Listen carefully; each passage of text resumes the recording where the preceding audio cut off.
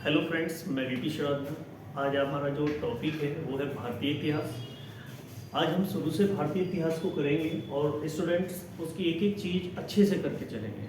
ठीक है, तो आइए सबसे पहले जानते हैं कि भारतीय इतिहास का जनक किसे कहा जाता है।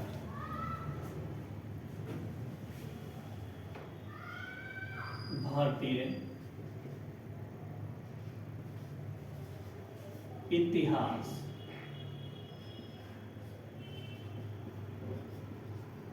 भारतीय इतिहास का जनक हेरोडोटस।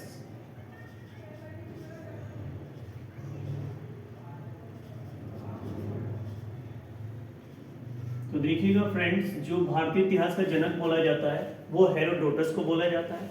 और इन्होंने जो पुस्तक लिखी है अपनी, तो देखिए जो इनकी पुस्तक थी, वो थी प्री हिस्टोरिका।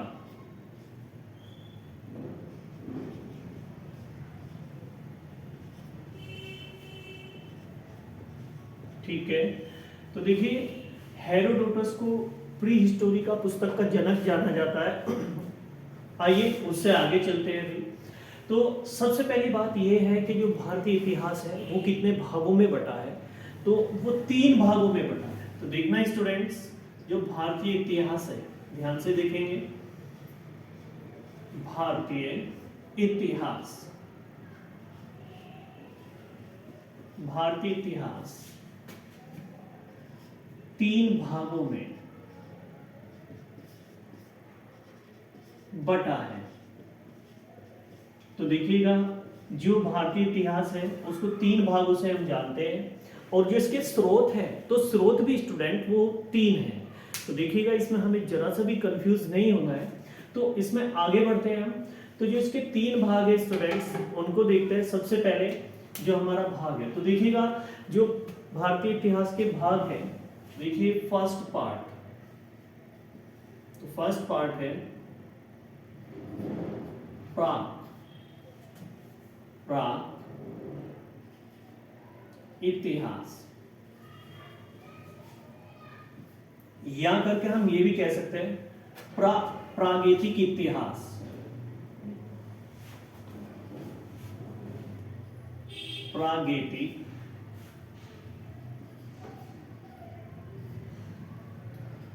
इतिहास।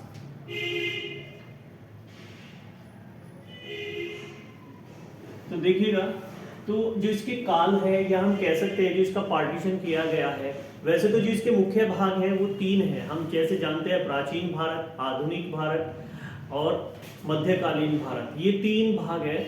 लेकिन तो इसको जो कंफर्म बांटा गया है वो बांटा गया है 3 कालों में। तो देखिए हम कह सकते हैं प्राक इतिहास या प्रागैतिक इतिहास काल भी बोल सकते हैं अभी। तो देखिए सबसे पहली बात होती है कि जो प्राग ऐतिहासिक काल है उसमें क्या कहा गया या कैसे, या इसकी पहचान कैसे हो गई। तो सबसे पहली बात ये है, इस काल की जो पहचान की गई है, तो देखिएगा इस काल में कोई भी, तो देखा इस काल में कोई भी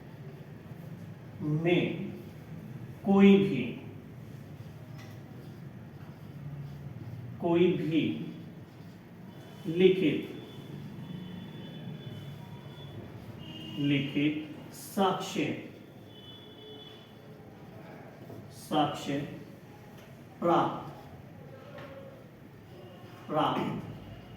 नहीं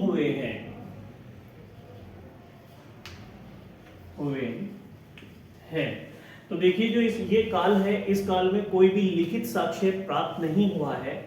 जो इसकी जानकारी मिली है वो मिली है किसके आधार पे, ये मिली है एक जो आपका, या हम कह सकते हैं, देखिए ये तो हो गया। अब देखिए जो इसकी जानकारी मिली है वो मिली है पत्थरों से, हड्डियों से बने जो औजार हैं उनसे मिली है, या गुहा चित्रों से। तो आइए इसकी जानकारी देखते हैं कि इसकी जानकारी किस प्रकार से मिली। तो देखिएगा, भारतीय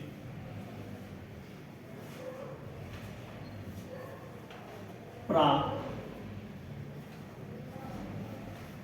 इतिहास की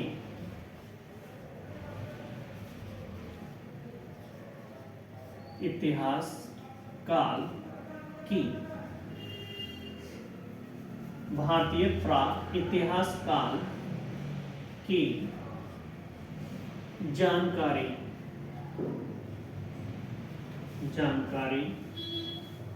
हड्डियों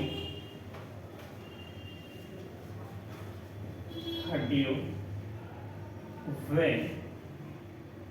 पत्थर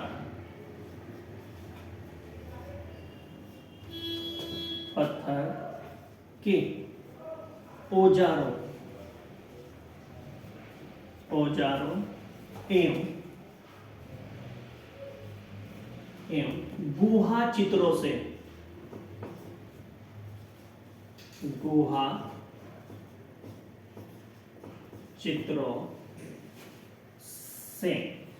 ठीक है। तो देखिए सभी स्टूडेंट देखेंगे कि जो प्राक इतिहास की जानकारी मिली है, या हम कह सकते हैं प्राग ऐतिहासिक काल की जो जानकारी मिली है, वो लिखित साक्ष्य ना होकर वो किस प्रकार के मिली है, या तो हड्डियां मिली है, या पत्थर के औजार मिले, हड्डियों के भी औजार मिले हैं, और जो उन्होंने चित्रकारी की थी गुहा चित्रों की, तो उनमें भी उनके लेख मिले हैं। तो इस तरह की जानकारी को हमने किस भाग में रखा है, वो रखा है प्राक इतिहास में, ठीक है। और जो प्राक इतिहास है, प्राक इतिहास में एक बात हम याद रखेंगे कि इसमें कोई भी लिखित साक्ष्य या लिखित प्रमाण नहीं मिला है, ठीक। आइए उससे आगे चलते हैं स्टूडेंट्स। तो देखिए इसको अच्छे से देखेंगे, एक बार थोड़ा इसका रिवीजन कर लेते हैं अभी। देखिए भारतीय इतिहास का जनक किसे कहा गया, हेरोडोटस को। पुस्तक प्रीहिस्टोरिका लिखी। भारतीय इतिहास का जो काल बटा हुआ है, ठीक है, या भारतीय इतिहास को जो बांटा है, जो इसका काल बांटा है, वो 3 पार्टों में बांटा गया है, 3 भागों में। सबसे पहले बोल सकते हैं प्राक इतिहास या प्रागैतिहासिक काल, ठीक है। इस काल में कोई भी लिखित साक्ष्य नहीं मिला है। इस काल में जो प्राप्त हुई है जानकारियां, वो पत्थरों से हुई है, हड्डियों से हुई है, और उनके जो औजार बनाए थे उन्होंने अपनी सेफ्टी के लिए, उससे हुई है। तो जो गुहा चित्र थे उनसे प्राप्त हुई है। तो इस काल को जो माना गया है वो प्राक इतिहास काल माना गया है। तो आइए स्टूडेंट्स इससे आगे की ओर चलते हैं अभी। तो उससे आगे नेक्स्ट क्वेश्चन है हमारा कि भाई ये जो प्राक इतिहास है या प्राक ऐतिहासिक काल, इसको किसके अंतर्गत रखा गया है। तो देखिए आपने देखा होगा पूर्व पाषाण काल, नव पाषाण काल, ये चीजें आपने पढ़ी होगी, लेकिन हम थोड़ा एक एक क्वेश्चन को क्लियर करते चलेंगे सभी स्टूडेंट।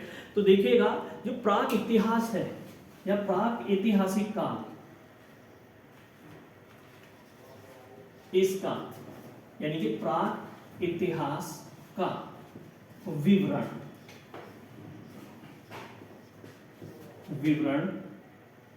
किसमें मिलता है, पूरा पाषाण काल में।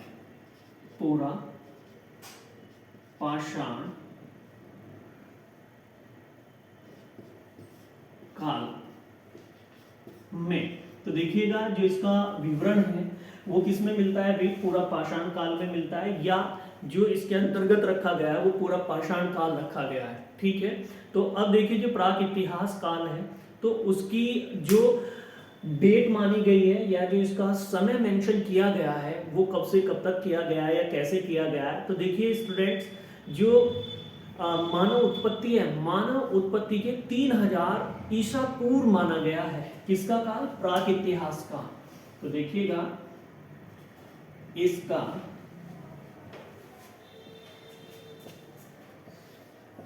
इसका काल 3000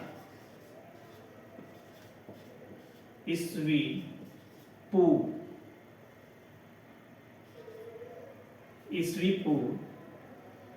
माना गया है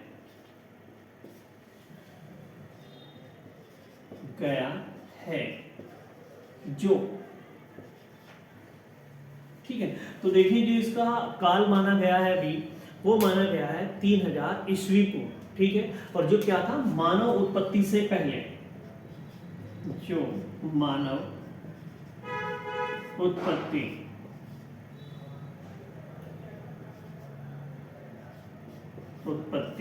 से पहले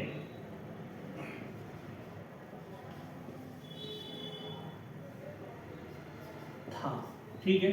तो देखिए ये तो हुआ हमारा प्राक इतिहास या प्रागैतिहासिक काल। तो आइए उससे आगे बढ़ते हैं स्टूडेंट्स। तो अब आएगा हमारा आगैतिहासिक काल। ठीक है, तो ये हमारा फर्स्ट पार्ट पूरा हुआ भी।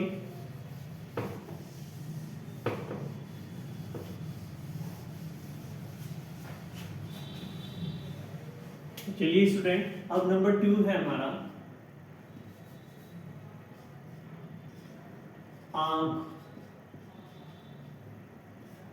ऐतिहासिक काल।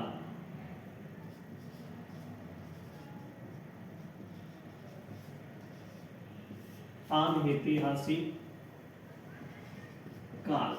ठीक है स्टूडेंट, तो देखिए जो ऐतिहासिक काल है इसमें क्या हुआ है, तो देखिएगा इसमें लिखित जानकारी लिपि के रूप में मिली है और जो आज तक पढ़ी नहीं गई है, तो इसको क्या बोला गया, ऐतिहासिक काल। तो देखिएगा इस काल में लिखित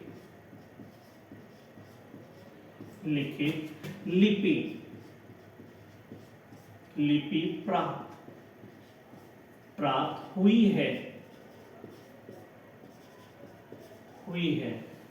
लेकिन आज तक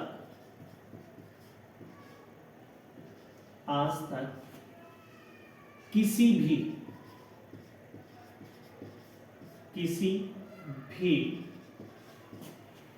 इतिहासकार ने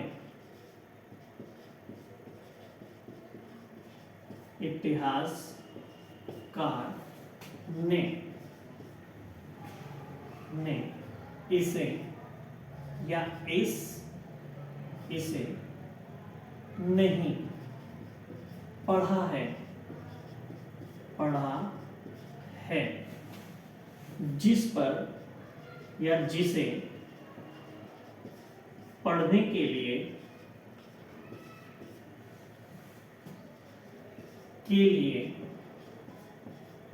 आज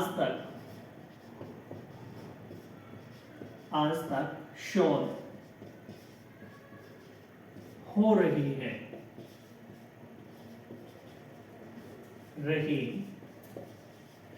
ठीक है, तो देखिएगा ये जो लिपि है ये अभी तक पढ़ी नहीं गई है आज तक, क्योंकि स्टूडेंट्स इसका जो लिखावट मिली है या ये लिखी है ये एक अलग ही प्रकार से लिखी है। जैसे हम लोग पढ़ते हैं या लिखना स्टार्टिंग करते हैं, यहाँ से ये लिखना स्टार्टिंग नहीं होता है।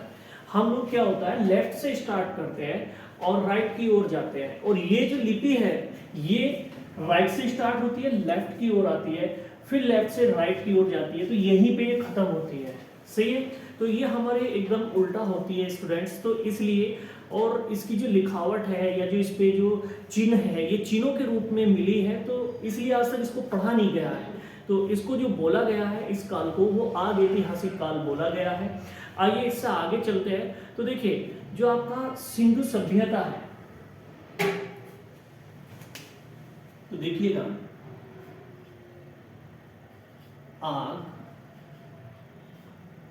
ऐतिहासिक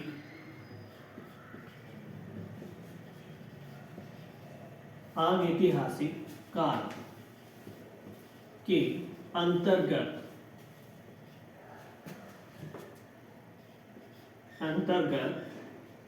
सिंधु सभ्यता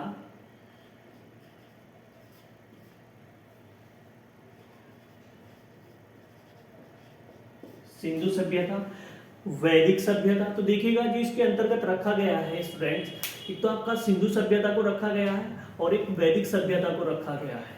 ठीक है, तो ये इसके अंतर्गत आती है भी, या हम कह सकते हैं कि सिंधु सभ्यता वैदिक सभ्यता को रखा गया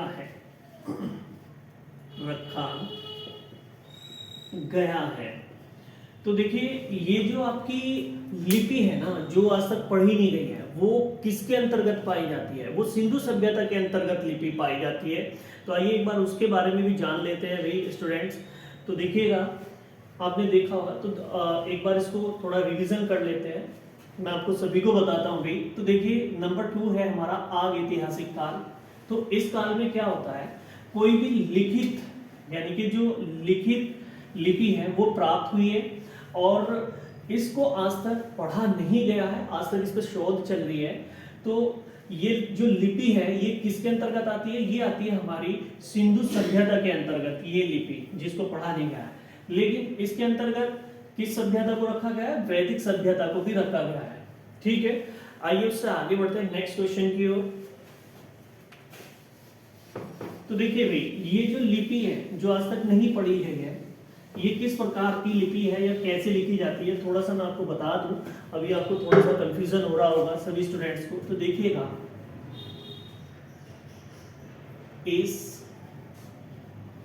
इस काल की लिपि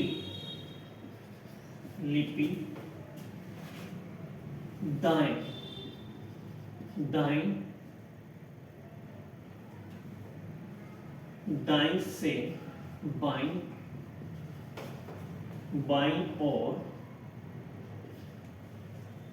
और तथा बाईं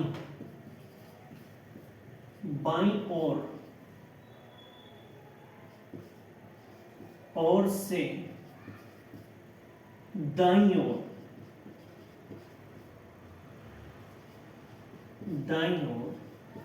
लिखी गई है,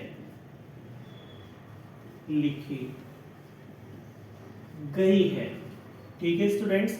तो ये देखिए जो लिपि है, इस काल की जो लिपि है आग ऐतिहासिक काल की, ये दाएं से बाईं ओर लिखी गई है और बाईं से दाईं ओर लिखी गई है।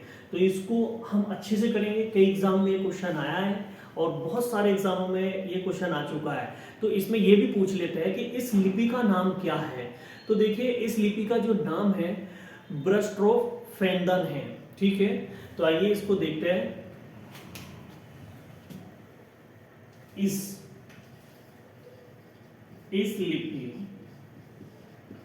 लिपि का नाम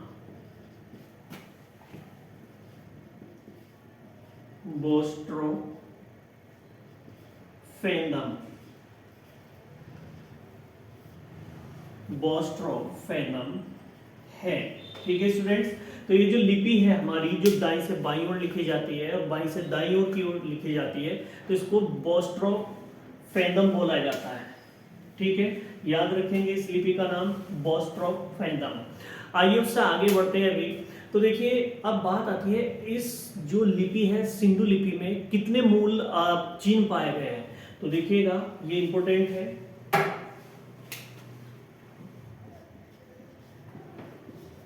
बोस्ट्रोफेनम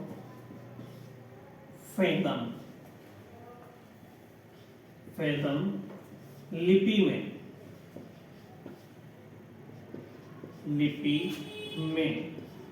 65 यानी कि 65 मूल चिन्ह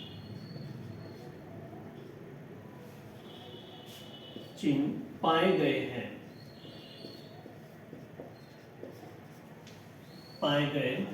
हैं। तो देखिए ये जो हमारा बोस्ट्रोफेनम लिपि है इसमें कितने चिन्ह पाए गए हैं, 65 मूल चिन्ह पाए गए हैं। तो आइए थोड़ा सा और जान लेते हैं इस लिपि के बारे में। तो नेक्स्ट पॉइंट जो आएगा हमारा,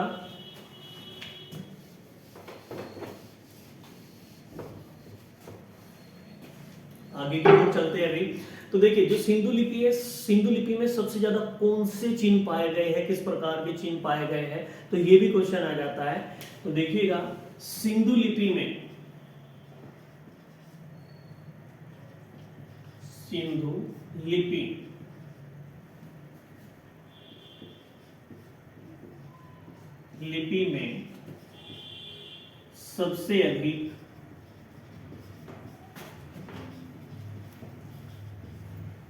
सबसे अधिक यू, ये आपने देखा होगा, एबीसीडी पढ़ी होगी सभी स्टूडेंट्स ने। तो एबीसीडी में आपका एक अक्षर आता है यू, ठीक है। तो यू आकार व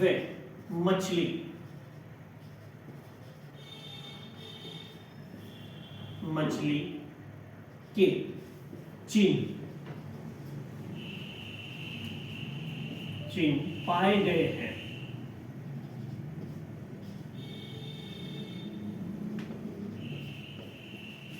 पाए गए हैं। तो देखिए ये भी स्टूडेंट्स है जो हमारा इसमें चिन्ह पाए गए हैं स्टूडेंट्स, वो यू आकार के और मछली के चिन्ह, ये सिंधु लिपि में सबसे ज्यादा चिन्ह पाए गए हैं। ठीक है स्टूडेंट्स, ये ध्यान रखना। आइए उससे आगे की ओर बढ़ते हैं। अब आएगा हमारा थर्ड पार्ट। आग ऐतिहासिक काल हो गया है बेटा। अब उससे आगे जो बढ़ेंगे हम, वो हमारा थर्ड पार्ट है। 2 पार्ट हमारे हो चुके हैं जिसको बोलेंगे ऐतिहासिक काल। तो देखिए नंबर 3 पे आएगा हमारा ऐतिहासिक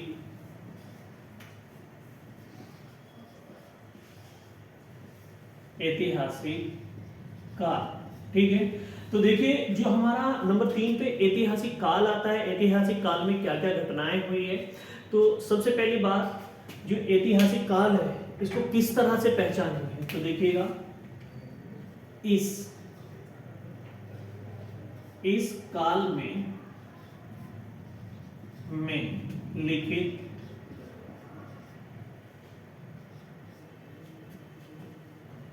लिपि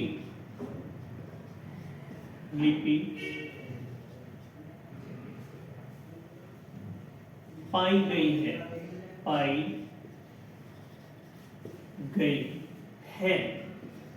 लिखित लिपि पाई गई है जिसे पढ़ा भी गया है।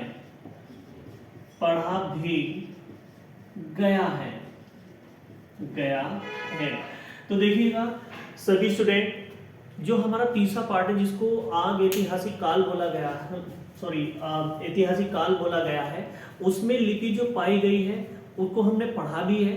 और जो आपकी लिपियां हैं वो सरल भाषा में है। लेकिन जो प्रथम काल था हमारा प्राक इतिहास, उसमें लिपियां तो आपकी नहीं मिली है और ना ही उसमें आपके कोई लिखित प्रमाण मिले हैं। उसमें क्या मिली है, हड्डियां मिली है और पत्थर के औजार मिले हैं और गुहा चित्र मिले हैं जिससे उसकी गणना की गई है। अब हमारा जो दूसरा पार्ट था जिसको हमने आग ऐतिहासिक काल बोला, आग ऐतिहासिक काल में जो लिपि पाई गई है वो पढ़ी नहीं गई है लेकिन लिखित लिपि मिली।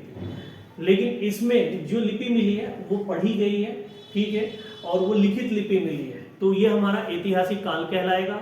आइए अब उससे आगे चलते हैं। अभी तो सबसे पहली बात आती है कि इसका काल कब से कब तक माना गया है। तो देखिएगा ऐतिहासिक काल जो है, बात आती है हमारा ये है 600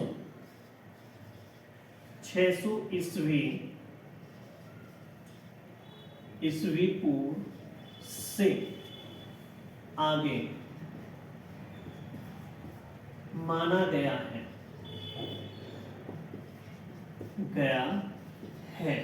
ठीक है, तो देखिए स्टूडेंट्स, मैंने आप सभी को बताया कि ये जो आपके काल है, भारतीय इतिहास कितने कालों में बांटा गया है, 3 कालों में बांटा गया है, प्राग ऐतिहासिक काल, आग ऐतिहासिक काल और ऐतिहासिक काल। ठीक है स्टूडेंट्स, तो आज हमने ये पूरे किए और आगे की क्लास में हम अच्छे से इसको करके पूरा चलेंगे। तो सभी अच्छे से पढ़े, इसके लिए चलते हैं। जय हिंद।